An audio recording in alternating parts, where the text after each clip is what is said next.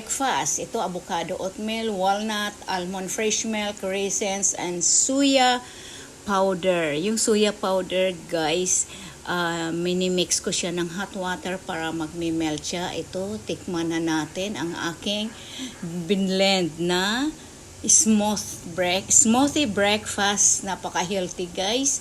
Mayroon siyang avocado. Grabe, very smooth. Bagay sa akin to. Kailangan palaging blender hanggang August 6 dahil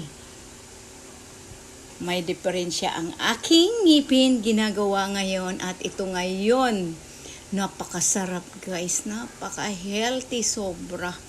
Kaya ito na the best breakfast at ito gagawa na ako. Ang aking mix breakfast ngayon.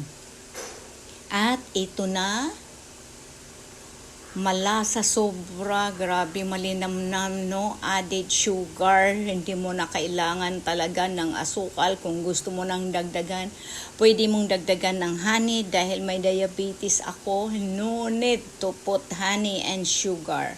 Honey okay rin dahil napaka-healthy ang honey, guys. Kaya pwede tayong gumawa ng walang honey dahil napaka-malinamnam, napaka-sobrang sarap.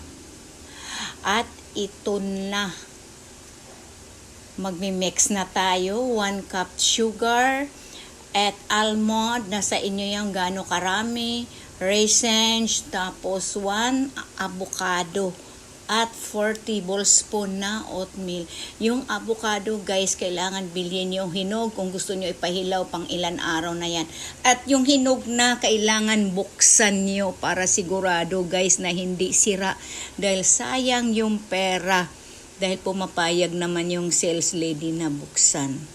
Kasi no choice pag sira. Pag okay siya, di go, dadalhin at gagamitin kinabukasan. At ito na ang oatmeal, fresh milk, almond, isang avocado at raisins, soya powder at almond fresh milk. Kung wala kayong soya powder, guys, kay Jordan kayo kumuha. Nasa yung magaling yan dito, vlogger. Doon ako kumuha sa kanya, napaka-healthy. At ito, i-blend mo na maigi. At pag i-blend mo, ito na, isasalin ko na siya sa baso. At ito na, hirap ako mag-blend. Ayaw umikot at kailangan mo pa siya ng fresh milk o hindi water ang ilalagay mo. Kaya ito, the best. Super yummy talaga, guys. Subukan nyo ito. Napaka-healthy sobra. At ito na. Yan. Napakasarap, grabe. Super, ini-slice ko na ang avocado. Ang pag-i-slice ko, simutin nyo maigi dahil napakasayang, mahal ang avocado ngayon, guys. At ito na, matatapos na siya. Ayan, nagmi-mix na ako. And then, ayan, kinukuha ko na ang oatmeal. Yan.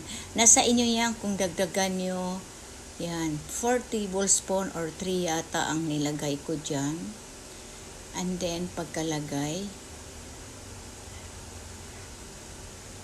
Yan. Pagkalagay. Yan.